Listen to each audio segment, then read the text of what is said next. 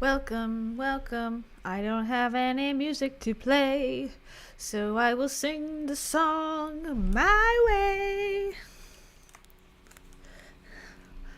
Hey girlies, I have the perfect business opportunity for everyone here.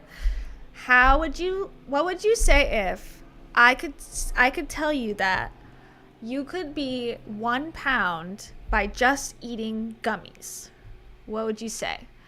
What else would you say if I could also get you to sell these gummies to your friends and family and people who love this product, and you could make income on the side?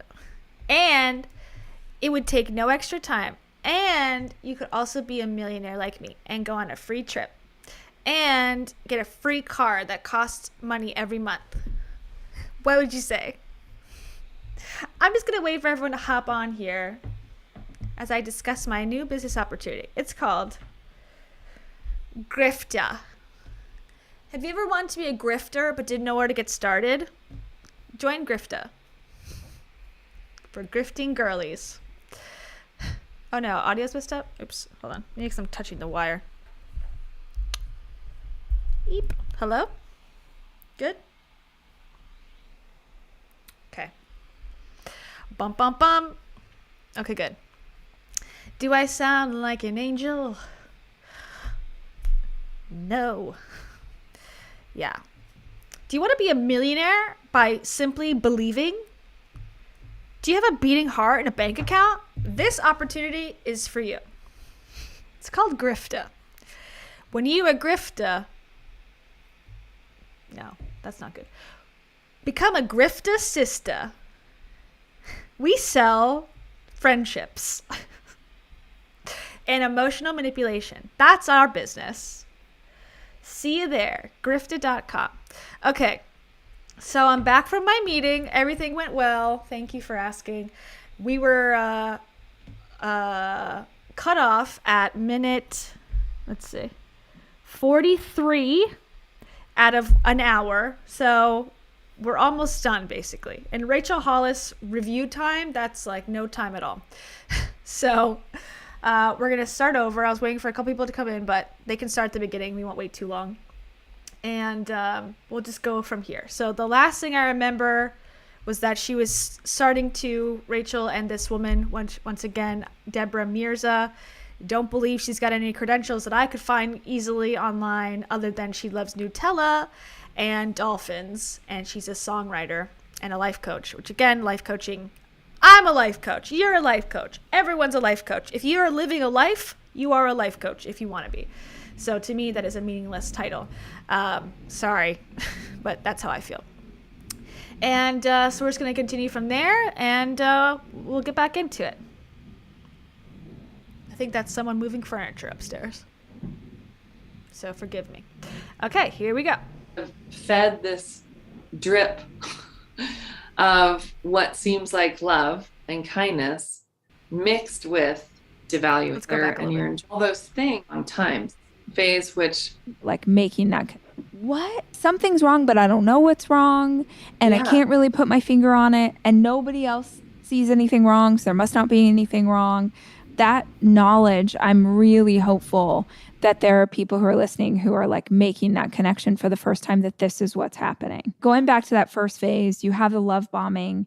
What then would come after that before the potential discard? So the second phase is the devaluing, demeaning phase, which that can last for years and decades. And the thing that's tricky about covert narcissists is you have what's called intermittent reinforcement. This is what keeps you in these relationships for a long time. So you have demeaning and devaluing experiences and situations and Christmases and birthdays and times when you're sick, and you have all those things, but it's not all awful.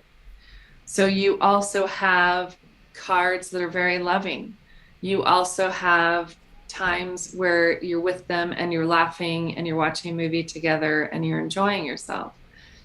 Oh yeah, this is to explain. This part here was, again, just to recap, was to explain why Rachel said we were best friends and we presented our relationship, Dave and her, as being so amazing and so good and so exceptional in her mind, because she didn't even know that she was being abused by a narcissist. Is the lines that I'm reading between. Now, she's not saying that overtly. God, that's so funny. This is a covert passive-aggressive podcast where passive-aggressively, covertly, she's going to accuse multiple people in her life of being a narcissist, I believe. So funny. So ironic. Times where they say kind things to you. You're kind of fed this drip of what seems like love and kindness mixed with devaluing and demeaning behavior. So that's what also contributes to how confusing it is, because these aren't relationships. I mean, and on a lot of these relationships are like, if it's a dating relationship or a marriage relationship, couples that look like the dream couple.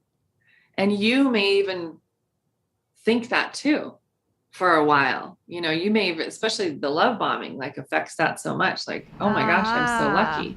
And then anything you want to complain about later, you feel like you're not allowed to because you're so lucky.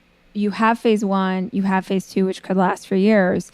Does phase 3, the discard, always happen? Like, is that inevitable, or are there times where that's not the case? Like, what is the wrap up of this relationship? I'll just say before she goes on to this part, like the part where she says is specifically like, the couple could even appear as the perfect couple because that's how the narcissist works. Like, all narcissists force their partner who has a company to have a marriage conference to prove how great their relationship is. And if you remember too, and again, I'll give Dave some credit here. Dave was forced by Rachel. That is a known fact according to, their own stories. Dave was forced into personal development. That's why his first book was The Skeptic's Guide, because he felt that, Rachel really wanted him to be all about Tony Robbins, and he wasn't, which I think is a good green flag, for him. And Rachel said, if you don't do this with me, I'm going to be here and you're going to be down here, and, I'm going to not want to be with you anymore. So he got on board and decided to go and basically do what she was asking him to do. And then he became all about it too, which, that was the story they were selling at the time. Get your husband to, go to Tony Robbins, and then you'll have the most exceptional marriage ever, like us.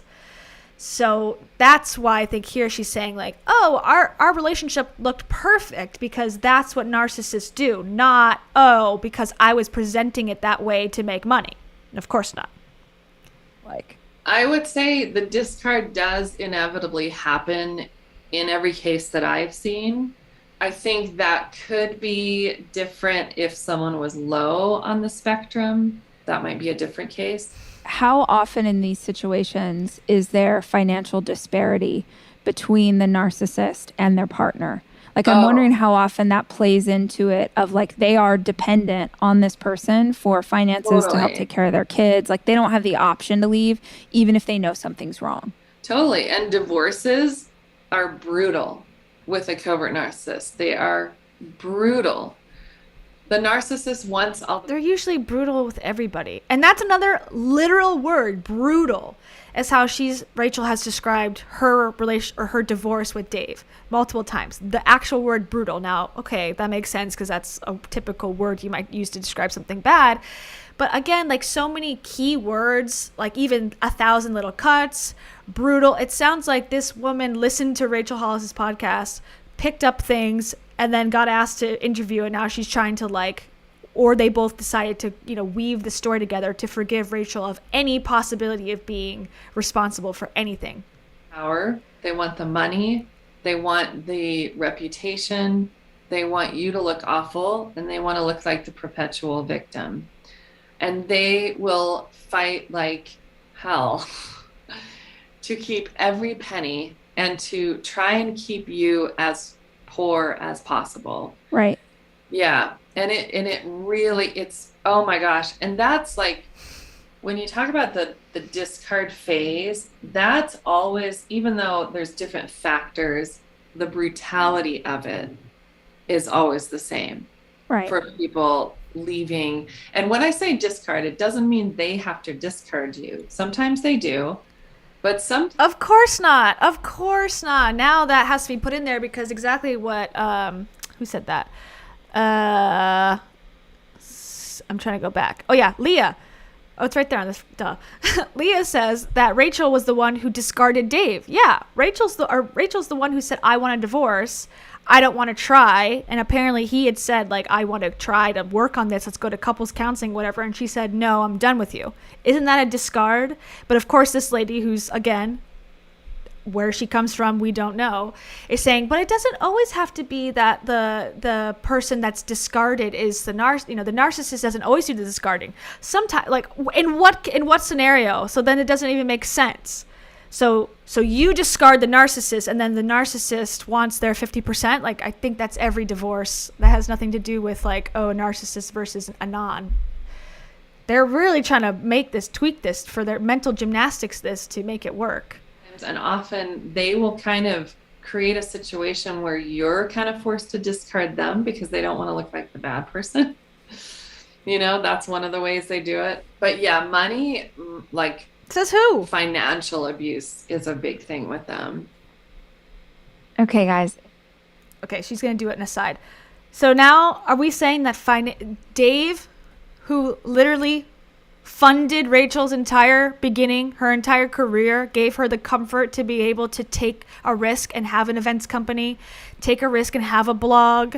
Now I don't have the books with me because I don't travel with all of Rachel Hollis's books, unfortunately. But in there's a quote in the book. It's like, Dave his financial security allowed me to take risks in business. Now that's obvious, but she has said it herself. It's not just me putting those words into her mouth. So that's all. Once she's hit the big time, she forgets about that. Now he's trying to put her in a financial abuse her. That seems a little unfair. And at the same time, she's the one who tanked her own business. So I don't think Dave had a role in it, but she also did Toiletgate. They weren't even married at the time. So whose fault is that? And if he wants his 50% or however, I don't know how much he took from her or whatever, but I think that's fair. They're splitting custody 50%. You have an estate. 50% seems like a choosing joy type of way to handle the divorce. I don't know what their agreement is, but I don't know what this financial abuse accusation is sort of insinuating. Rachel sneaking back in here with all of the traits, so you have all the information.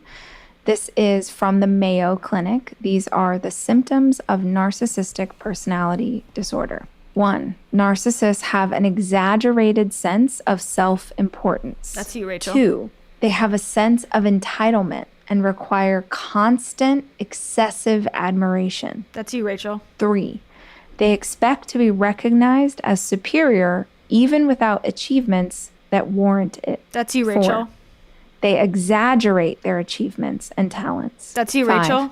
they become preoccupied with fantasies about success, power, brilliance, beauty, or finding the perfect mate. That's 6, you, Rachel. they believe they are superior and can only associate with equally superior people. That's you, Rachel. Next, they monopolize conversations and belittle or look down on people they perceive as inferior. That's you, Rachel. They expect special favors and unquestioning compliance with their expectations. That's they you, take Rachel. advantage of others to get what they want.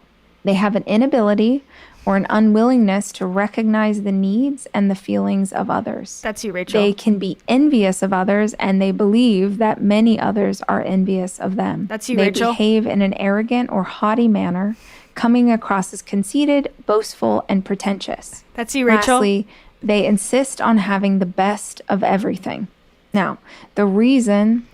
Can you fucking believe the delusion of Rachel Hollis reading that list and not going, you know what? I think I actually hit a lot of these.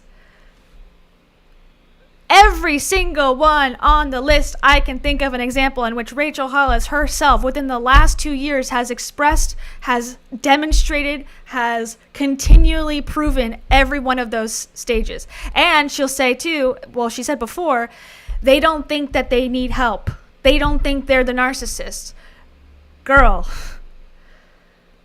listen to your podcasts. That should be your next book. Girl, listen to your advice. This is about you, boo. My God, that's hard to hear. But also very confirming or funny, or I don't know.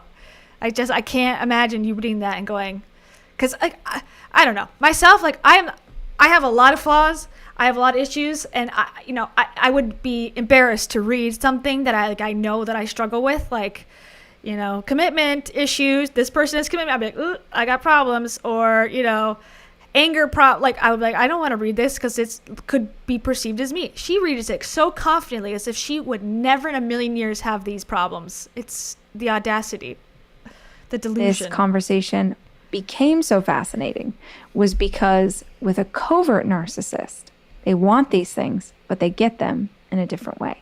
And that's what we'll continue talking about now. The idea of financial despair. She's like, I have a baby voice, so nobody will ever think that I am the narcissist. I'm gonna shield my identity by using a baby voice, so they'll think I'm an innocent baby. No one will ever know my covert ways. It is important to touch on because we also want to acknowledge that not every person listening to this has the option or the ability to leave a situation that they might find themselves in. Like, that's a privilege that not every person has. But I think that at least understanding what's going on, hopefully will better arm listeners with what they're dealing with. It's tough too, because you've had years of being your self-esteem going lower and lower and lower. So when you're put in that situation and, they have the money and you don't, and you're like, oh my gosh, I'm going to be homeless. You also have such little confidence in yourself to be able to figure this out and support yourself. And you're also so traumatized and often have health issues that keep you from, even being able to have a job. The health issues. The hormones. Please tell me we're about to talk about the hormones. That Dave caused her hormonal imbalance now. Let's do it. Let's get there. And they're so manipulative. I'll share a story of a woman who is going through a divorce and still. Her name is Rachel. Her name is Rachel Schmallis. And it's a really great story that I think you'll relate to, Rachel. Here we go. The thing, you still see them as the person you thought they were.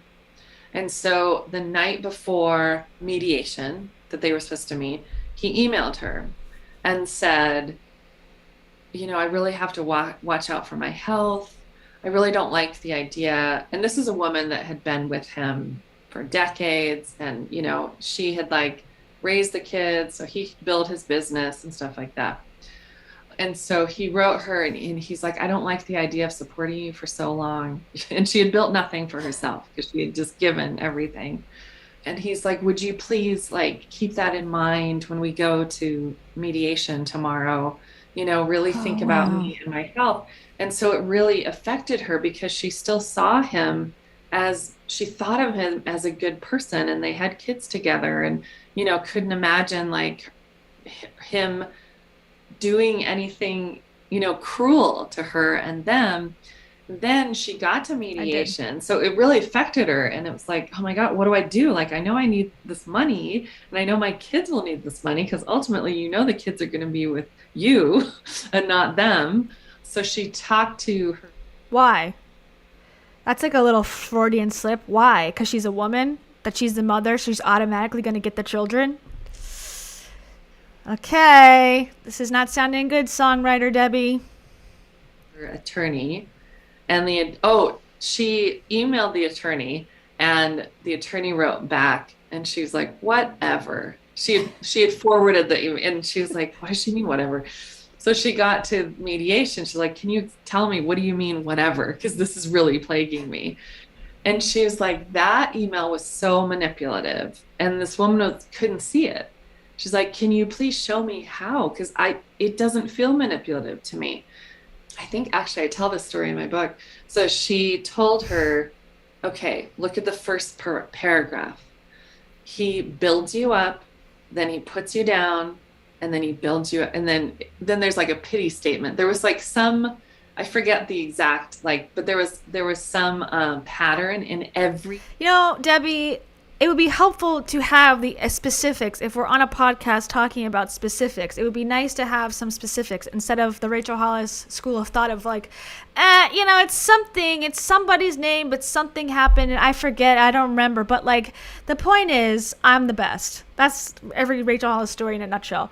But like, if we're going to talk about something specifically, like look at how the person, the victim, the target saw this email, and how as an expert, which Debbie is not, but as an expert narcissist knower, I can break it down and show you the ways that it was. That would be helpful. But no, we're not going to get that. We're just going to get like, oh, just trust me. Trust me, it was really bad. This fake story. Single paragraph. Wow. The exact same pattern. It's like build you up, put you down, pity statement.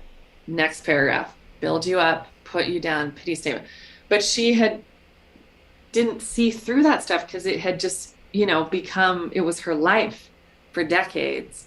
So that's what I mean, where it's just so crafty and plays on your emotions and your good heart. It's horrific. It's right. Evil, honestly. It's your good heart that we're assuming that you have based on nothing. And again, just because you're a victim of something doesn't mean you're automatically a saint of a person. It doesn't mean that you're a bad person, but it doesn't mean you're a good person either, because you're a victim of someone else's narcissism or whatever. So this whole narrative, it does not work for me, because it's make-believe. It's like, oh, good and bad, black and white, that's it. No nuance. And now she's calling people evil, which I don't also agree with. I don't think that's a fair thing to say about anyone in any context, because what is evil? It's not a real descriptor that's nothing more than like, you're ugly. It's like someone's interpretation of you. So it's not a real term other than an insult. It's an insult. That's it. Okay, there you go. Also, why it's so important for all of us, every person, whether they're dealing with this situation or something else, to arm ourselves with knowledge of how these things happen. That attorney speaking to that woman and saying like, do you see this? Because chances are, she didn't have that knowledge or that information. Same thing with this, read this book or a different one, but to just figure out what is going on. Because especially if you believe, people are good and they're hurting, they would never do anything to hurt me. You gotta hope so, but that's not a guarantee. And we have to be able to protect ourselves emotionally, energetically, financially, like all of those things, so that we don't find ourselves in a situation where we sort of can't get away from. You did say something in the book that I thought was so powerful. I don't know if it was a chapter or just a page, but there was something about like, why are narcissists like this? And you had this great perspective, which was essentially like, it doesn't matter. It doesn't matter. It's not your job to figure out. And if you try and figure it out, you're going to make excuses for them, or you're going to make their behavior okay. I was having a reading recently, and she said something that I thought was so powerful. She said, when you spend too much time trying to figure a reading. At first I was like, oh, she's like reading her book. No, I think she means like a psychic reading. Now we're going to hear about what Rachel's psychic has to say on this topic, which probably has the same amount of credentials as Debbie, the songwriter. And I am devaluing her on purpose to make a point that this person, according to her own website, does not have credentials to be talking at any sort of expert level about a psychological disorder and the ins and outs and what it could be, and how even talking about people like this could be completely, well, first of all, it's inappropriate because it's giving all of these labels to people that, may or may not exist in your life or not, and also taking events that happen on a daily basis and turning them into a psychotic, evil person that has no concern for your well-being and wants to destroy you silently. Like, there's, I don't know. I just find that to be, okay, everyone's got that in everyone's life. There's just people out there to whatever. It's like the same thing like Rachel, when she used to talk at MLM, she went to, I think it was doTERRA when she said this. And there was a woman who said, my sister doesn't support me in this MLM. Okay, good. Your sister's smart. MLMs are fucking stupid. 99% of people in them lose money. It's an established fact. If you are not at the top, you're not a founder, you're not a boss babe queen from like basically the beginning, or you're willing to manipulate a bunch of people into, manipulating other people, you're going to lose money joining. So that woman's who Rachel was answering the question of, that woman's sister was smart. Now, you could also listen to this episode and go, that sister is narcissistic. All she cares about is herself. She doesn't care about my dreams. She doesn't support me. She doesn't do this. She's evil. I'm going to isolate myself from her. Is that fair? No, probably not. And it's your interpretation of what good choices for your life are. So again, without expert nuance, without an expert saying, hey, okay, this is what it looks like, but you should, think about this in this way or whatever. It's two people who believe that narcissists are all over their life, cannot introspectively look and go, am I the narcissist? Are having a podcast to allegedly 100 million people. It's just not my thing. That's the lightest way. It's just not my thing. Not for me. Why someone is evil, you get wrapped up further in the evil. Yeah. So it's okay, let's go back to hear about her psychic reading. Behavior okay. I was having a reading recently and she said something that I thought was so powerful. She said, when you spend too much time trying to figure out why someone is evil, you get wrapped up further in the evil. Yeah. So it's better to just accept what is and be able to move forward. Yeah. I thought about, because there's so many theories as to why they act the way they do. There's nothing solid that now has come out that's like, okay, this is the only reason every single one of them does this. And we do make ourselves crazy because it's so confusing. It's like, why would they say this? Why would they treat me like this? And there does come a point where it's like, how is this serving me? How is this helping me? When I wrote that book, I really had the reader in my mind constantly, and I have a big heart. Yeah, and so it comes through. It really does. You write from such a compassionate place that rang out to me. You don't often see that in books. And I feel like maybe she's just a narcissist in disguise. Don't all covert narcissists want you to think they're a person with a big heart and they're just lying to you, manipulating you to make you to love bomb you? Oh no, not in this case, because you guys are not evil. Prove it. And that's not even a provable thing. God, sorry. We did have such compassion for people who found themselves in this situation. So I want you to know that it really comes through. Thank you. Yeah. So when I was thinking what to say, I'm like, I want the best for the reader. I just wanted to go like, stop. It's been too long that the focus has been put onto them. It's time to put this focus on you and take care of your heart and figure out, why was I okay with this? Even if I didn't. What a narcissistic way to deal with this. See it.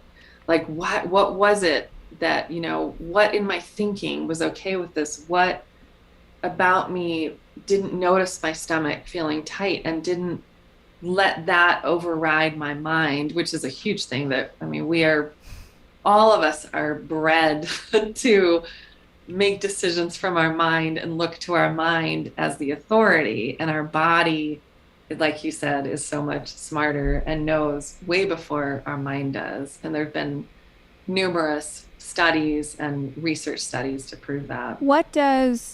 Okay, how about you cite them, bitch? Sorry. Oops, I coughed. That was a cough.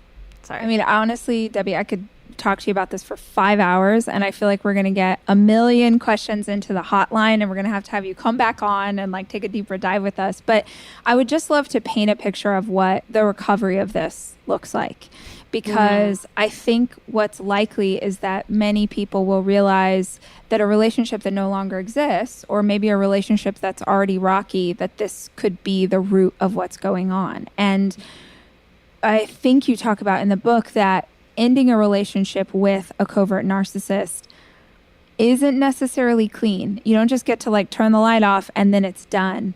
I think probably more than other types of people, this personality type tries to drag it out for as long as possible. So I would love if you could share kind of what to expect, because I think that also helps to arm people with the normalcy of what it might be like. Yeah, the abuse doesn't stop when the relationship is over, generally. Okay, let's take a pause there.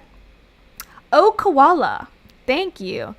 Oh, Koala says, these live streams seriously give me life. Love you, Kia. As parasocially appropriate, of course. Thank you. Since we don't actually know each other. I appreciate the caveat, and I agree. I don't ever, and I feel like I sometimes slip into it where it's like I don't want to create a parasocial relationship with anybody because I don't think it's healthy. I think the relationship should remain like viewer creator relationship.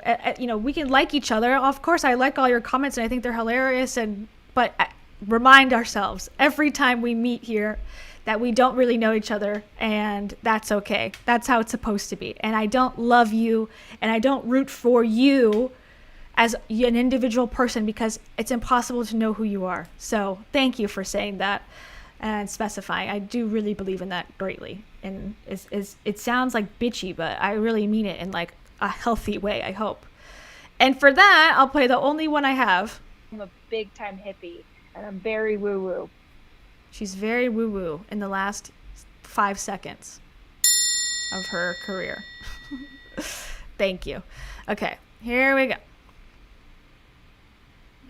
Some narcissists will actually hoover you and try and get you back, but others will cut you off as if they never loved you a day in their lives and will continue to abuse you over time. That actually was what prompted me to write the book. So as far as healing, and I highly recommend my second book. I'm actually doing a series. I don't know if I told you that. So it's Covert Narcissist, Worthy of Love. And then I'm working on the final book right now to kind of bring it all together. Yeah. And then Worthy of Love is basically a template of how to heal. Love and that. I get very open about my own healing story too, just to help people see, their own journey and mine and know they're not alone. And then just really practical advice and exercises. But I think there's a few components. One, you really need knowledge. You really need to understand what this is, what it looks like, what the traits look like, what the manipulative tactics look like. So that's really important to get, because that's part of the deconditioning of coming out of the cult. I'd say a couple other things. You reach a place where, they say like everything's a cult, therefore nothing's a cult, or everything is, narcissism, therefore nothing's narcissism, or gaslighting. It really takes away from the seriousness of cult. Even saying like cult favorite is sort of like, I get it, but at the same time, when it's serious, you want to make sure the seriousness of what it is remains intact, so that you go, oh my God, if I hear one more person say gaslight, I'm gonna roll my eyes so far back that they're not gonna come forward again. Like, I agree, this is also what this sounds like. It's like all of these things have been so diluted into, what I believe this is and my experience, in order to make the person who's the person they are feel like they are the hero. And it sort of takes away from any real, like, some people really do suffer from a person with narcissistic personality disorder. Like children, for example, I think are the biggest victims of this, or, people who can't leave the situation. Like, if you're in a marriage with someone you believe has these traits, but you also put yourself on a marriage podcasts and have a marriage conference, I don't really have a whole lot of sympathy. I'm sorry. Like, I understand, it's complicated and things. But at the same time, it's like you could leave if you needed to, unlike a child. And I don't know. I think I'm just going on a rant now for no reason. But I just feel like this whole conversation has kind of put me in a aggressive state almost, because it's so I don't know what the word is. Inappropriate, I guess. This is a whole inappropriate conversation. And she's like now plugging her book series on covert narcissism as if that's the blueprint to how to be not a victim. It's like, go to therapy. Tell people to go to therapy if they think this is them. That's the only solution that I can think of. This fucking book series is not going to cure you from a lifetime of dealing with a real, true narcissist. And to not even say that is like so obvious that they're full of shit. Sorry. Place where it's like, why was I okay with this? Even though so much of it was covert, there's still some reason I was okay. And especially as part of my research, I read my journals back from the beginning of this long relationship until present day. And I couldn't believe all the stuff that happened at the beginning that I would never tolerate now, and so that became kind of a whole transformative healing process for me. Debbie, how did you figure out that you're whatever? She doesn't even said who the narcissist in her life was. I guess you have to read the book to find out. How did you find out? How did you get over it? You just wrote a book and that healed you? That sounds like a Rachel Hollis ism. Oh, I healed myself through writing a book about my issues. I created a career about having a career by writing a book about having a career. It's like, okay, how did you actually do it? I'm not going to share that because that would be helpful. I'm just going to tell people they're evil. That's it. Then, well, there's a little known book I wrote. It was my first book. It was called The Safest Place Possible, that I took a year where I needed to make loving myself my top priority. I went on this trip. You get to such low places. I was so depressed. I didn't want to be here anymore. And I ran away for a bit from my life. I was able to figure out how my kids would be taken care of. And I ran away. Excuse me? Can you go into a little bit more detail about that, please?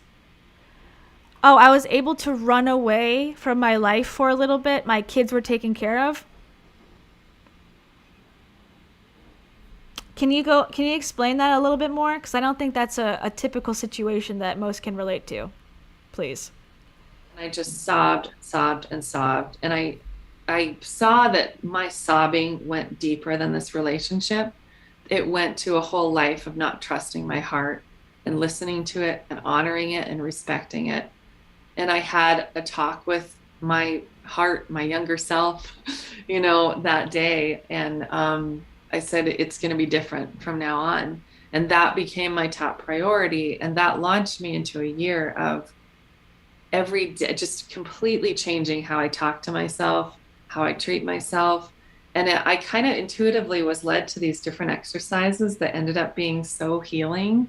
Like, for instance, one was I got out old photo albums and I would look at me through different ages. And I'd look into my eyes at the picture and I'd be like, oh, I see what you're going through. I see the light, going out in you. And I'm so sorry. And I love you. And I want you to know that, things are going to get better. And you're so beautiful and you're so wonderful. And so I just would talk to all these different ages of me. Okay, I'm just going to make another statement here. Do you think a narcissistic person wouldn't do that? Do you think a person with, let's say, diagnosed covert passive-aggressive narcissism, if you can even diagnose that specifically, let's say you were willing to admit that to yourself, do you think that person wouldn't also go through all of the pictures of themselves and go, I can see your pain, I understand what you're going through, oh, that's so hard, oh, like, you need to be forgiven? So how do you know you're not the narcissist? Because I think a victim would have a hard, I'm not saying she's not a victim, but a victim and a narcissist would probably look at their picture the same way and go, oh, I deserve better. So aren't we all the same? Aren't we just people going through shit? I don't know. Like, that's the thing. It's like, I need an expert to tell me the answer to that. Yeah, she love bombed herself. Yeah, exactly, Joms. And so then my friend was like, you should write all this down. And that ended up being my first book. It's a really tender, easy to read book that's just full of those exercises of what I did. So I think that needs to be part of the recovery, is just massive self-love and self-respect.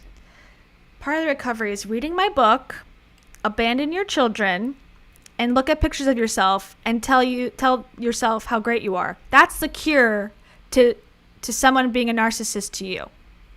Okay, cool. Growing that in yourself. And then also, there can be a lot of health issues because in these relationships, our nervous system gets so dysregulated because we're dealing with constant stress without realizing it. So that needs to be addressed too in a big way. In Worthy of Love, I actually explain how to do that and exercises to do that. And they're all free and you can do them at home and they're simple and easy.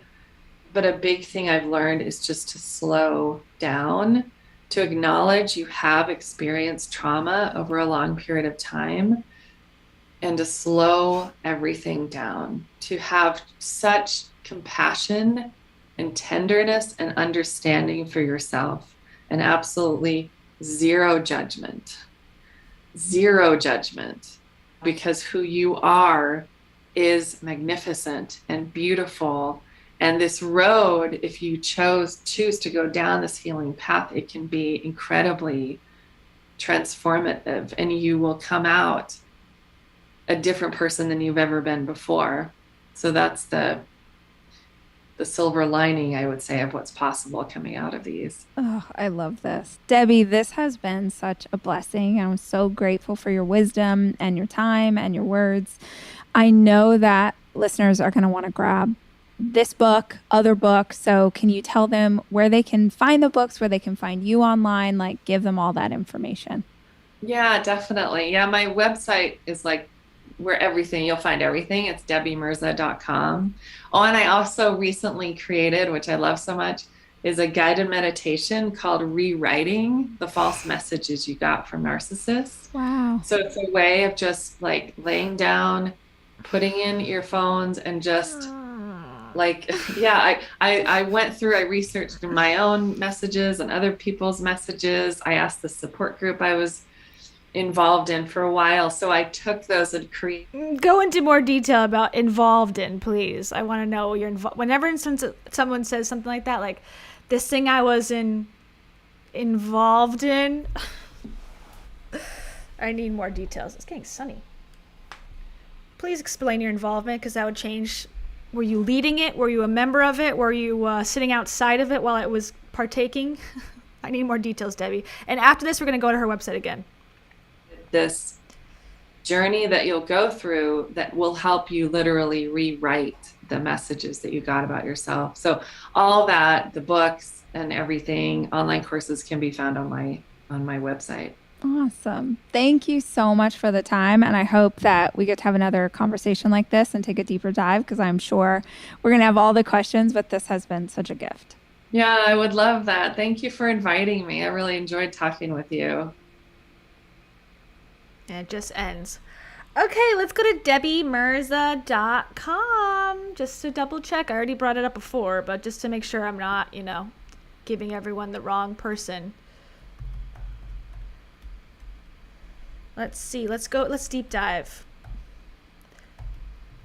Debbie Mirza. She's my life coach. No, it's the same one. Okay. Here it is, folks. Here's the expert of the day. Healing after experiencing covert passive-aggressive narcissism. Okay. Hello, beautiful soul. If you came here because you are currently in a relationship that is confusing and exhausting, believe me, I understand. Maybe you are with someone who appears kind, is well-liked, maybe even a pillar of the community, but for some reason, while you've been with this person, your self-image has plummeted, your health has been affected, and you've been gaslighted so much you are questioning what is even true about yourself and this relationship. You might be doubting yourself a lot. You may be experiencing the deepest betrayal you never thought possible. You might have experienced very subtle devaluing and demeaning behavior for years and didn't recognize it. You are not alone, and I'm glad you're here. And I would say, now enter therapy as soon as possible, because reading a book can only get you so far. It's not what she says, but here we go. It's what she says. After spending years working on my own clarity and healing after experiencing covert narcissists, in her opinion, I decided to write a book about this incredibly confusing and crazy-making form of narcissism to help others to be able to see clearly. Okay, here's my problem, and this is the Rachel Hollis problem. Just because you have a life experience does not mean that it's a blueprint for other people.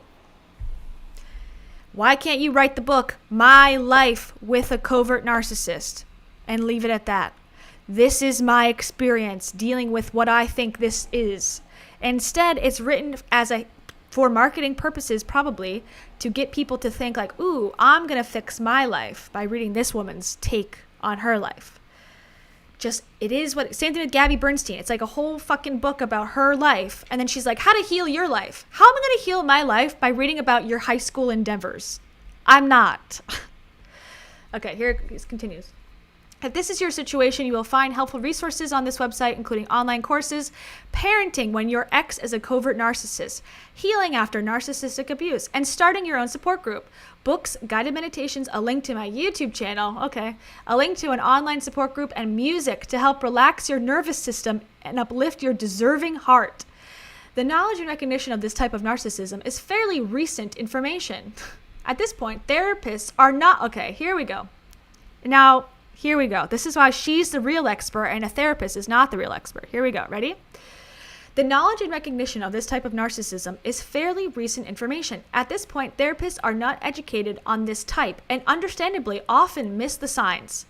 Okay, my therapist is like 70 years old and she knows what fucking covert narcissism is, and she does a very good job of helping me deal with it. So that's ridiculous to say that as a point blank statement. You could say some may not, but no, it's a fact in this website. It bothers me. My hope is this changes. And why don't you go to school then and change it? How about that, Debbie? Why don't you go and become involved in academia so you can change this instead of writing a book and trying to profit from it? My hope is this changes in the future and that my book will be part of the curriculum. Okay. If you're looking for more information on covert narcissism, you can receive a free chapter of my book when you subscribe to my newsletter. Oh, how fun. Reading this will help you know if this is what you're experiencing. Please know that you're worthy of love, kindness, and respect. Agree. There are answers and there is hope. Agree. With love. Okay. Did I hear psychologist? No. Did I hear expert in psychology? PhD? No, I didn't. Here's her books. Worthy of Love, Reclaiming the Truth of Who You Are. The Covert Passive-Aggressive Narcissist, The Safest Place Possible. It's in Spanish. Okay, here's some guided meditations. Wonderful. How to Parent. Okay, that's what she said. Let's see what else. There's her Instagram. Let's go to her YouTube real quick. I want to find her songs. Hi, everyone. But first of all, I want to read her About thing again. Okay, author, speaker, singer, songwriter. That's why I called her a songwriter. And I realize that I am demeaning her when I say that. And I don't mean her that as a person. I don't know her as a person. But again, I want to prove the point that she's not a psychologist or a doctor or someone who's qualified to speak on this for others. She can speak on it, of course, for her own perspective, from her own perspective, her own life story. I'm never going to tell someone they cannot talk about their life story ever, but don't pin it as advice for others. That's where I get, it's problematic. Okay, Debbie is an author, speaker, singer, songwriter. Debbie is a best-selling author, of course, who is passionate about helping people heal after narcissistic abuse. She has personally experienced decades of covert narcissistic abuse and has a wealth of understanding on this topic of her own life, stemming from her own life experience, education. Can you elaborate? And research. More elaboration, please. Debbie has been interviewed on several podcasts and online conferences. Who gives a shit? She has deep empathy for those who have dealt with this damaging form of narcissism. So should everybody. Debbie can be found on her YouTube channel talking about different aspects of covert narcissism, as well as sharing some of her songs to help soothe the mind and heart. That sounds narcissistic. She has also created online courses, of course she has, to help with the healing process. One specifically on parenting when your ex is a covert narcissist, and one with helpful tips for starting your own in-person support group. Well, if you're really that caring, you would probably make it for free. So, okay. During her own healing, she went through a time of much isolation where she spent a lot of time in nature and at home taking care of her wounded heart. Did you say about leaving your kids? Because you did mention that in the podcast. It was during this time that she wrote and recorded songs that would bring her and others calm, love, and tenderness. She named the CD Soul Rising as she felt her own soul rising to the surface as she healed fragmented parts of herself. On this website, you'll find her music, courses, a link to her YouTube channel, blah, blah, blah, blah, link to a private online support group she created on Facebook, as well as other resources. Debbie is a woman with a kind and tender heart, says herself, who loves to create things that help others to see how magnificent they really are. She's a big fan of dolphins, the ocean, Nutella, popcorn, good friends, Papasan chairs, somebody help me, hammocks, superfoods, okay, freedom. I'm a big fan of freedom. Peace and travel. Okay, thanks, Debbie. Let's go to her music. I'll probably get copyright strike, but okay. Here's some things that people have said about Debbie's music. Wow, I thought I was in a dream by listening to this beautiful music. As soon as you started singing, I immediately broke into tears. Something in me was released. Wow, I didn't expect this to have such a calming effect so immediately, from tense to relaxed. Now I think I can actually go to bed. It's 2:19 a.m., about 1 to 2 hours earlier than usual. Wow, she's a miracle worker. All right, Debbie, let's see. Let's get everyone, are you ready to clear, clear, clear? I don't have the button, but this sounds very familiar. To clear, clear, clear. Hi, everyone. I need to be healed. Okay. I need a life-changing song, Debbie. Please. Let's search song.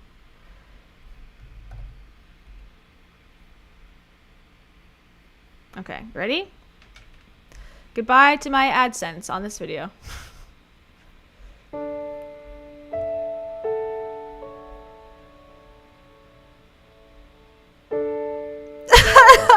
Sorry. I'm healed. One step at a time, taking it slow, tenderly walking while the wind blows.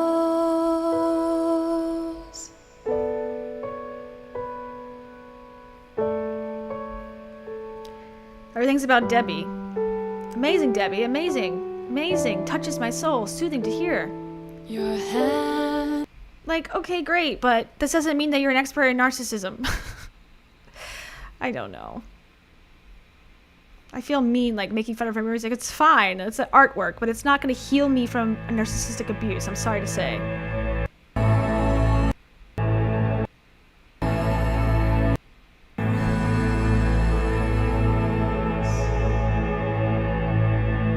Okay.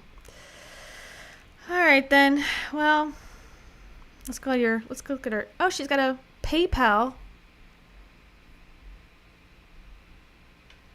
Am I gonna just donate? What? I wasn't coached. I'm gonna donate you money for what? Singing? No thanks. No thanks, Debbie. I'm not gonna send you PayPal. Amazon? Oh, your book. Okay, I was gonna say she's got like an Amazon wish list. Give me a break. Let's just look at her Instagram real quick.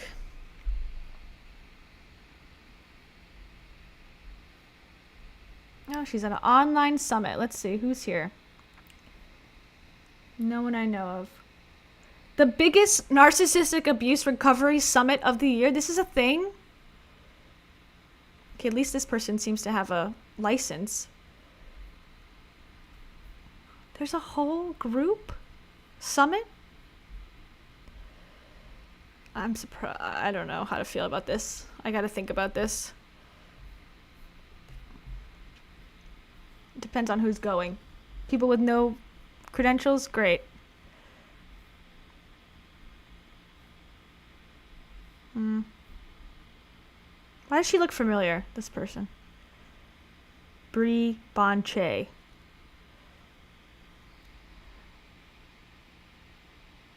I don't recognize anybody else. Okay, I'll have to look into this more. I didn't know there's a narcissistic abuse conference.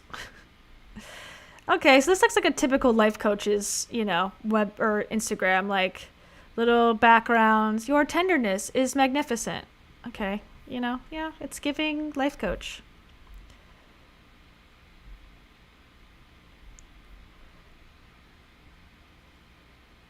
I don't know what this is about. So I'm just looking. At least she credits the quotes, unlike Rachel used to do. Yeah, this looks like any other life coach to me. Cool. Anyways, okay. Unqualified person talking to an unqualified person about a very serious and important subject, dealing with psychological issues. It's on task. Okay, here's her. Oh yeah, I want to see her online courses. I'm curious to see how much they cost. Okay, she said the best one is how to parent.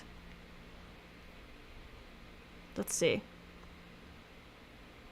$55. All right. Okay, not so bad. I'll give her that. Debbie's courses, 55, 15, 55. Okay, Debbie, all is forgiven. If it was like $1,000, I'd be like, all right, Debbie, you're done. You're done. But no, that's okay. I'll allow it. 55 seems reasonable. Now, where she has any audacity to give any information to these people, is beyond me, other than it's my own idea. Okay. You want to email Debbie, have her on the show? And here's our frequently asked questions about Debbie. I want to see, what's your background, Debbie? Is Debbie still coaching? At the moment, Debbie is not available for coaching. She may be in the future, but for right now, her time is filled writing and creating resources for survivors of narcissistic abuse. Are there any coaches or therapists Debbie recommend who understand covert narcissism? Brie Bonche or Abby Rodman? Okay, are they therapists or are they coaches too? Okay, oh, this is the one that she's in the group with, or she's doing the conference with. But at least she's a licensed clinical social worker. I think that's what that means. So that does mean she had some school, which I will say, okay, is definitely, yeah, licensed clinical social worker. Good. We recommend her too. I don't know who she is, but at least she has some schooling. Okay, support groups. A few years ago, she created an online support group. She no longer actively participates in the group. Why? But she has handed it over to a group of admins she trusts. This is the only support group she endorses and will occasionally visit. May I send Debbie my story and ask her for free advice? Yeah, definitely. Debbie loves to connect with people and would love to be able to hear what you are feeling and experiencing. But since her books have come out, she receives a considerable amount of messages from people wanting to share their story with her and receive advice. Because of this, she is unable to personally read and answer your questions. She does give her time and offers free support through her videos on YouTube, her newsletter, and her posts on Facebook, Instagram, and Twitter. Like many of you, she is sensitive and empathetic and is learning to be conscious about conserving her time and energy. Okay, fair enough. I can't strike her for that. But again, if you care about this so much, wouldn't you want to go back to school? Perhaps to learn, psychologically how to not trigger people. I know that's a big part of therapists, becoming therapists, is learning how to correctly not re-traumatize people. And you think that you would like to do that if you're writing a book about the topic that you care about. Let's just see what her most viewed is. Most popular. Sex with a covert narcissist. Well, sex sells.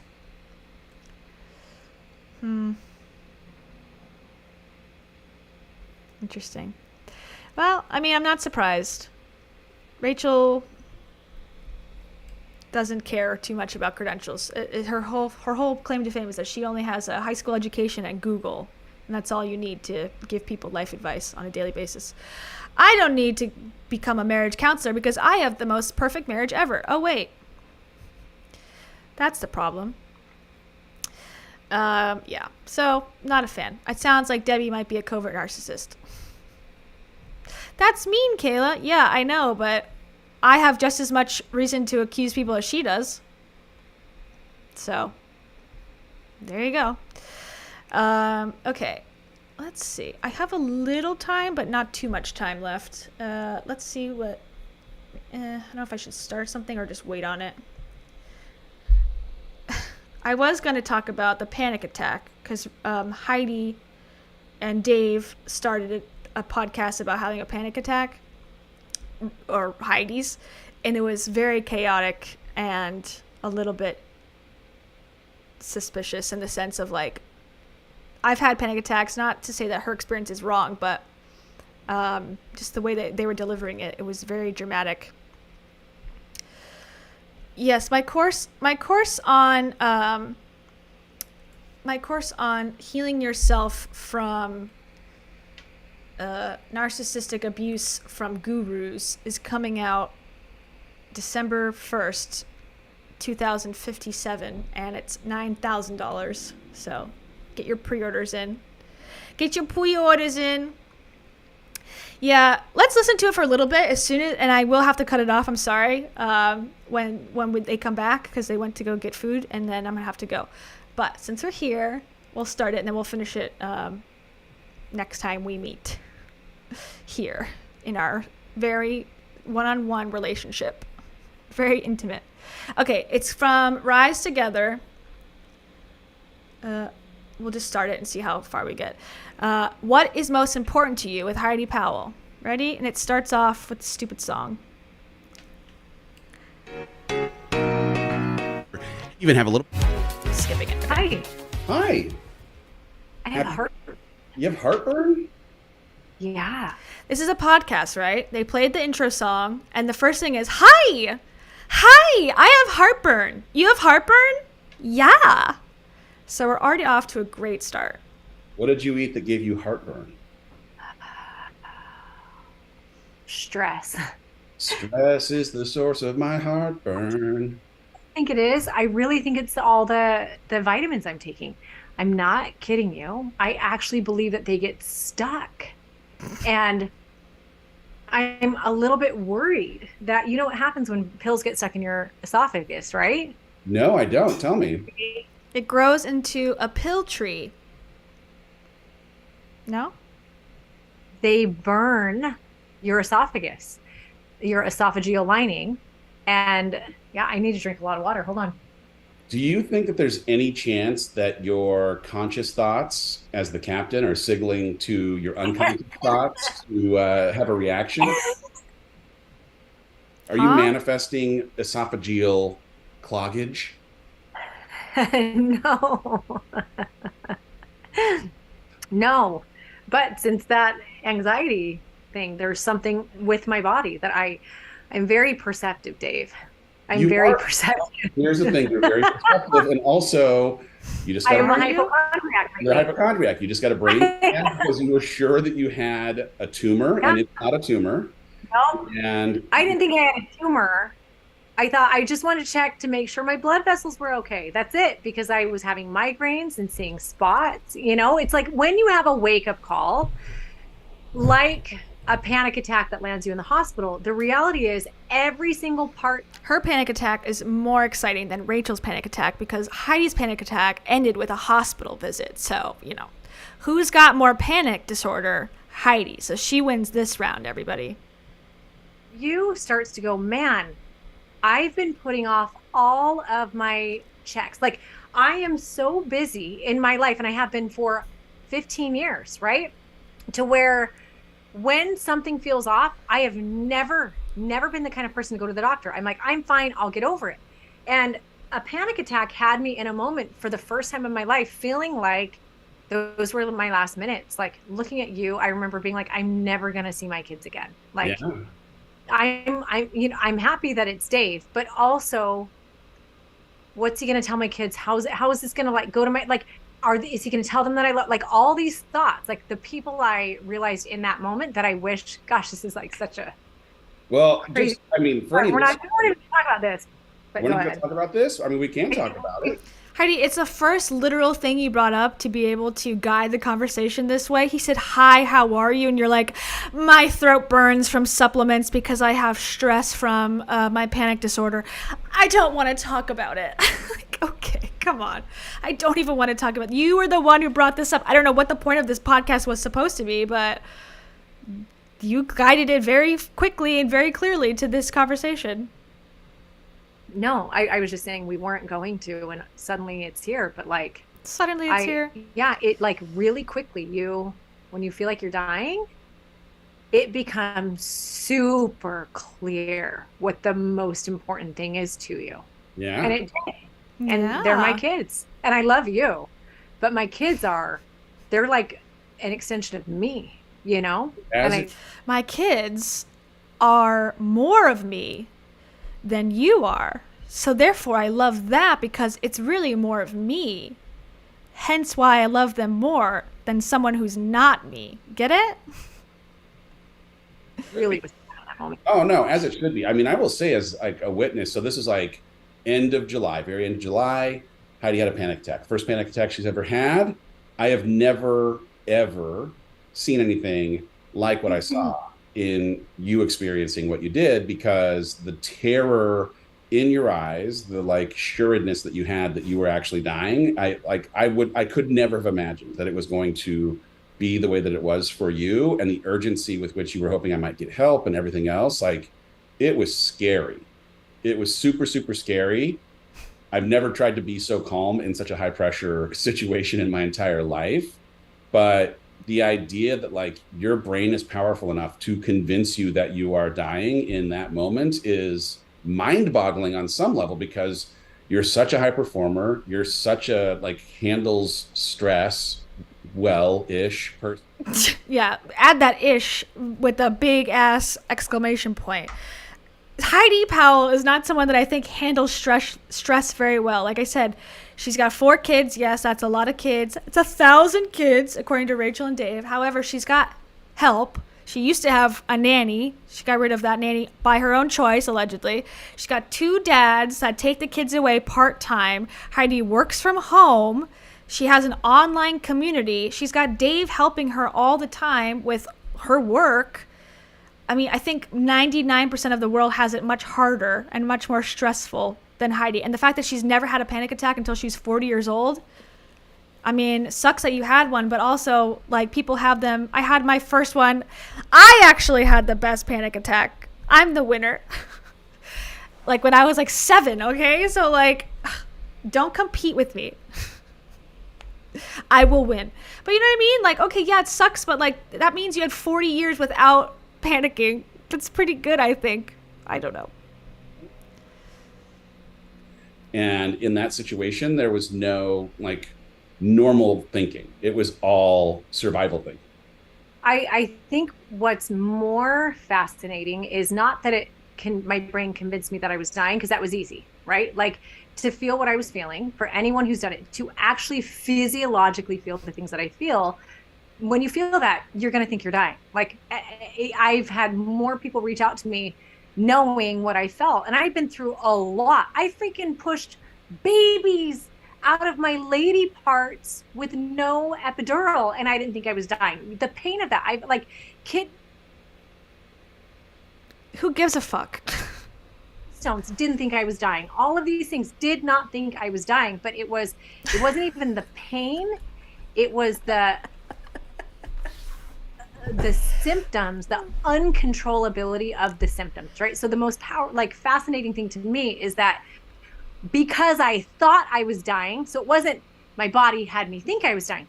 Because I thought I was dying, I manifested actual panic. I manifested symptoms that further solidified and ingrained that I was dying. And then it was like, oh my gosh, I'm dying. And then it's not manifesting. That's what a panic attack is. I was going to say a mean insult. I'm holding myself back because I don't want to like low blow people, but you know, that's what the panic attack is. It's not like, oh, I'm dying and I really am dying. That's what a panic attack feels like. It feels like, oh my God, I'm out of control of my body, in my experience. So yeah, that's not an additional thing that you've manifested. It's what it is. Breathing more uncontrollable. It made that like, it was insane. It was wild. The paramedics ended up coming into the room, and they quickly put you on like a blood pressure cuff and a heart monitor, and you know there was 5 of them. And oxygen thing on your finger. Yeah, and the initial responder, because he ends up saying later on that, man, we actually respond to quite a few panic attacks. People think that they're dying. It turns out they're having a panic attack, and trying to just like reassure you, you're okay, you're having a panic attack, in the hope that like maybe you can control your breathing or convince your brain that this is all that this is. I actually ended up going through the room and I asked each of them, hey, you're a professional, you work as a paramedic, what do you believe that she is suffering from? And each of them said, I believe she's having a panic attack. I believe she's having a panic attack. And it didn't really change the way that your symptoms were presenting, because it took another 2.5 hours of you breathing and being like reassured that you were going to be okay for you to get to okay. And then the next round of the panic attack came back the next morning. Okay, so this is now, I am no expert. I only have my own personal experience. I am basically Debbie reincarnated at this point, talking about panic attacks. But I've had full-blown ones when I was younger, like, and they lasted 15 minutes. I mean, if your body cannot have a 2-hour full-blown panic attack, I don't think it's possible. You would probably die. The way that your nerves are so on fire and you're breathing like that, like you're not having them for hours, I don't think, personally. Like the paramedics would have rushed you to the hospital, right? Like if you couldn't calm down, or they took your blood pressure and it was insanity. So I feel like she felt like not good. She had anxiety perhaps, and she believes that that's a full-blown panic attack, or she had a panic attack, but then for hours and hours and hours, and then Dave goes to sleep. He's about to say this because I listened to this part. I didn't listen to the whole thing, but I got to this part. He goes to sleep and she's fine, or she's quiet, and then as soon as he wakes up, she has more panic.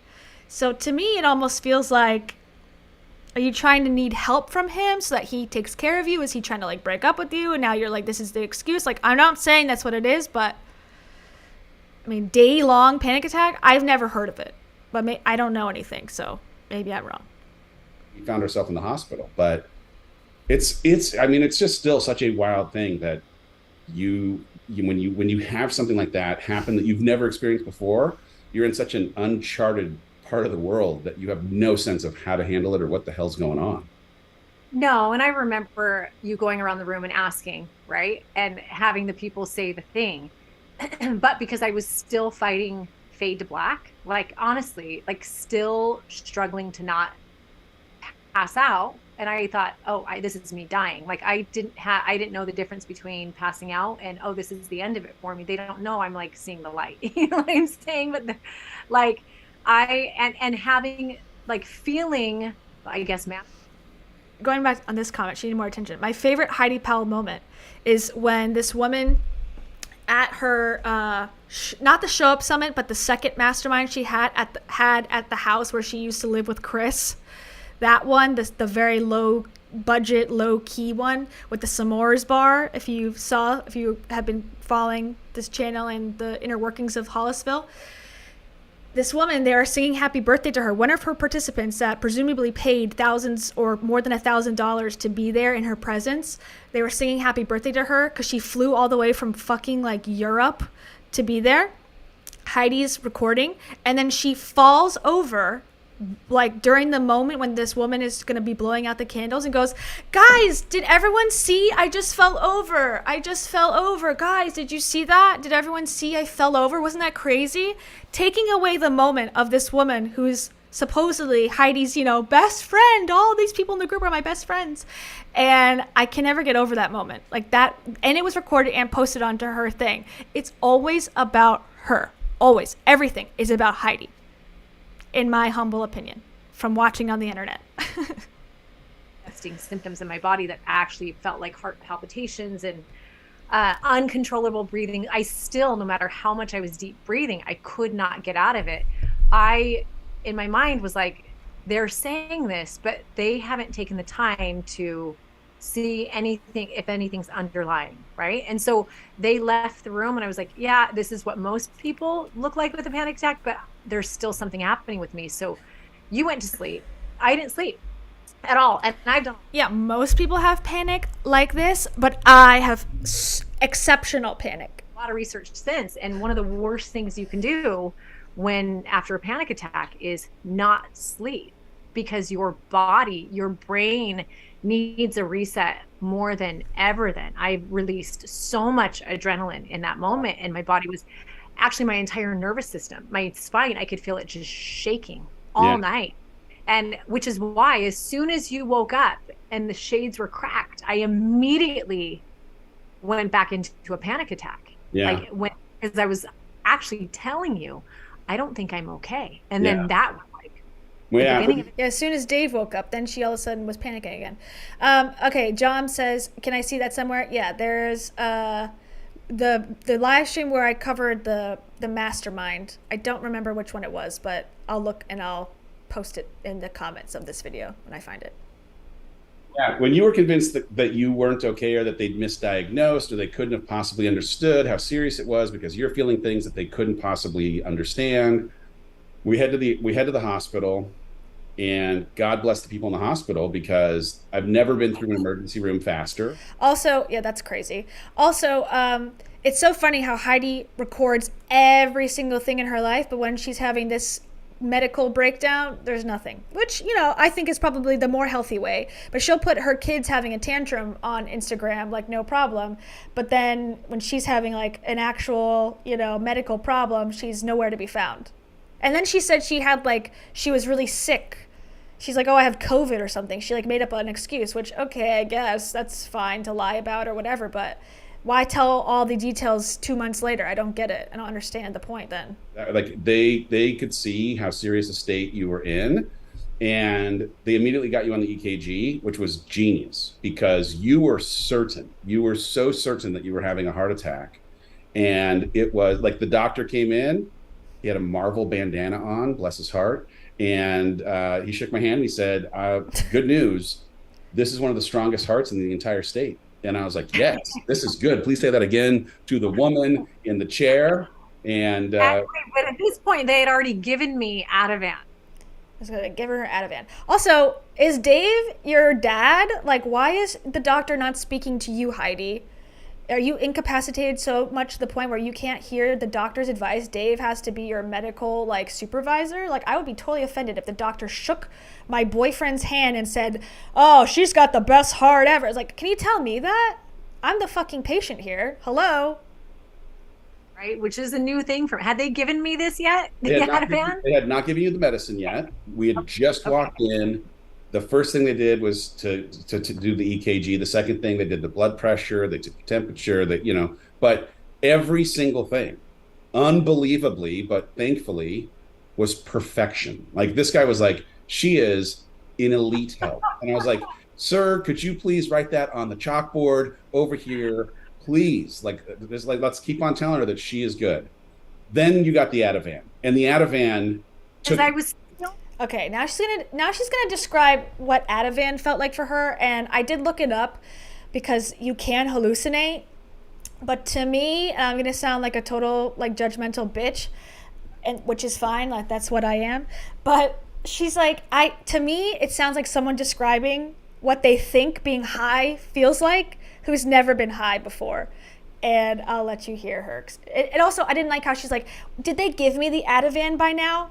Shouldn't you be in control of your medical like history? Why is Dave taking care of your medication? Like, be an adult.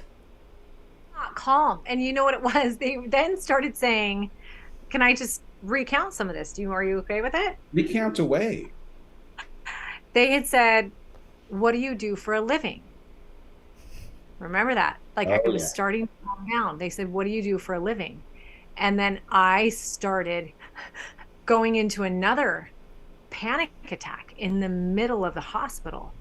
And Like that was such an indicator for me that what I do, like I posted about not too long ago, like something that I believe in it. I know it's my calling, right? And I'm diving into this thing that I love so much, but I realized I have dove in so much and so hard in a way that has me disconnected from what's good for me, what serves me, and what serves my people. And I didn't even notice. But that was my thing. So back now, so then they give me the Ativan, which Ativan, by the way, is like it's an anxiety medicine, but I believe they gave you the amount to usually put a large horse down. I mean, like an IV drip. It was an IV drip, and it worked really quickly.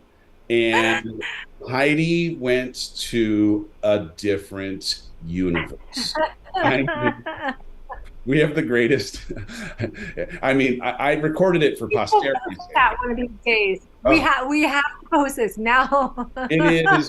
It's one of the most spectacular things I think I've ever just gotten to experience, because one, you were unbelievably calm after having been unbelievably wired, but you were also seeing things that don't exist. Caterpillars. I was seeing caterpillars. Yeah, you looked over at my face and you said, I can't see the left side of your face. Oh, wait, there's a caterpillar crawling on your face. And then you saw a horsefly. You named the horsefly, and then you followed it with your eyes across the room until you saw another one. And it was just like we kept on having the wildest conversations about standing in a mall, standing in a field, standing like wherever you think you are. You're right where you're supposed to be. This is fantastic. I'm trucking. I remember that. And then you remember that? Like that I thought you were talking to horseflies. It was in my system for a week. One of the things that they did not tell us I mean, just so good news. I mean, like the doctors run this full spectrum of tests. There's now anxiety medication that's helping get what was a very significant episode down into reset mode. And what they didn't tell me, and I think I would have liked to know this, is you're about to have conversations with this woman for the next 24 hours, and she will have no memory of you having said any of what you have said, because we got from taking an Ativan. Like I'm confused. Like I've never taken Ativan, I don't think, but I've taken some like heavy Klonopins and clonazepams and Xanax to come down from panic attacks. And yes, you're tired, you go to sleep, but you don't lose your memories for a week. Like I've had certain ones where you lose your memory temporarily, but this seems like I'm the only one. I have more of a reaction to medication than anyone else has ever had. Like, I don't know. It just seems like, to me, it came off as very fake. Like, you're caterpillar specifically because you've talked about being a butterfly person. I don't know. And we're recording it and it's so funny. I don't buy it. Sorry. Got you back in bed, and you immediately fell asleep. And about an hour later, you woke up and we had a conversation, and you fell back asleep. About an hour later, you woke up and we had the exact same, you asked the exact same question, and that happened over and over for the next like 12 hours. It was so crazy. Yeah, I think it was longer than 12 hours because I remember a couple times the next couple days. I think you were only there one more day. Yeah. But that next day in Arizona, when we had gotten home, you had said, I've had this conversation. You weren't mad, but you're like, I have had this conversation with you. So I've even had it twice since you woke up today. And I'm like, what? So I remember a couple times thinking, oh my gosh, did something happen to my mind? Am I always going to be this forgetful? And that would further ingrain. Heidi has already been forgetful before the Ativan. Let's be real. She forgot makeup. She's forgotten her suitcase. She's forgotten, her credentials, her place, her lane. Yeah, okay. Like something was wrong with me, right? And you had to leave. Well, no, what was amazing in the hospital, once the Ativan started, you now felt the freedom to represent your expertise as a physician to the physician. And so this doctor walks in, and I thought I had a blood clot. Remember? you were certain that you were certain you had blood clots in your brain, and the certainty of the diagnosis was something that you asserted to him multiple times in the multiple times that he came into the room. So the first time he came in, he was just like, "Oh no, I am certain. We did a test. Your blood has no clots. You are in perfect health. Thank you for coming." And then he came back about 15 minutes later, and you had the blood clot conversation with him again, and he was like, "Oh no." The third time when you brought it up, he said, "You know what? I'm about to do rounds. Would you like to come help me diagnose the rest of the patients on the floor?" Which I appreciated this man and his humor. That sounds like, shut the fuck up. Let me do my job. You idiot. Gosh, yeah, that was interesting. And even as you say this, it's so funny because now just last week, let me buy a course from this woman to help me fix my life. That sounds like the next step in this story. I was ordered by my doctor to do a brain scan, to go see a gastroenterologist. Because again, so many symptoms manifest as the result of a panic attack, right? Like things that truly, like, even if they were symptoms on a daily basis in my life before panic attack, I don't think I would have even noticed them because I spend so much time. Did she just say panic attack before panic attack? Please tell me that was a slip. Please tell me. I cannot handle if we start calling this before panic attack. I will leave right now. Right? Either busy with work, busy with you, busy with my kids, all these things. Not a lot of time do I spend busy with myself, which those people watching right now, if you're watching this or listening, whatever, Dave and I are in separate rooms and neither of us have our kids. And part of the reason is a realization as I've, these past however many weeks, months have passed is like one of the things I think most humans were so flooded with stimulus and with things and with to-dos that we don't we're human doings instead of human beings. And we need that time alone.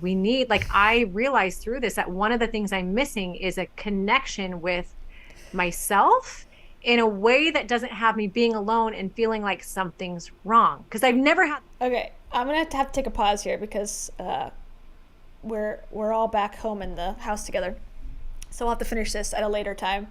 But Heidi has come to this realization 15 to 17 to 2,000 times in the last year that I've been following her as a character in Hollisville. She has found that self-care is the cure to all. She has found out through many, many, many experiences that the solution to all is to care about herself even more, is to take time with her family even more. And yet she's having full-blown panic attacks in the hospital. And again, at the end of it, finds out the cure to this is to continue to put myself first. And it's like, okay, so obviously that solution is not working because that's the solution you've come to over and over and over again.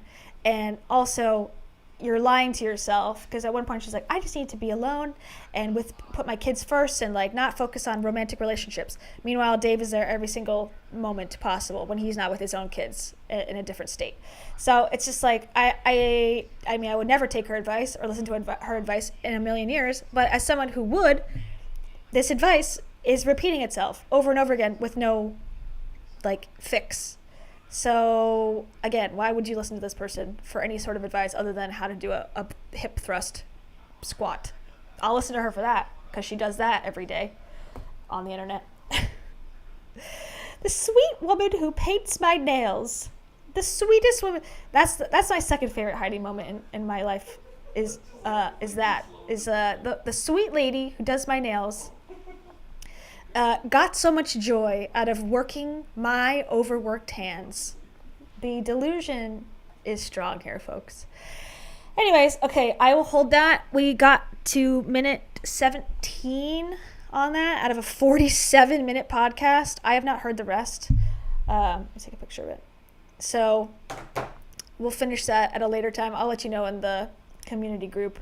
But I should be able to do it. I don't want to commit to it, but sometime soon. since I'm traveling and have like, different weird times things. But thank you for being flexible. I'm really glad we got to listen to the other one because that was crazy. Hello. I'm back. I went away for a second. I was talking to a horsefly for a moment. Yep, I'm in Weed Patch, California's gem city, where all the celebrities come from. All the only hippies come from Weed Patch, California. No, I think that's, well, it's not that far away actually, but I ain't going there. I'm going to the Garden of LA, not the Weed Patch of California. Okay. All right. Thank you, everybody. Appreciate it. I'll be back, and choose sadness. I'm rooting for you to get into therapy if you need it and want it and can afford it. That's all I have to say. Goodbye. Oh, wait. Goodbye.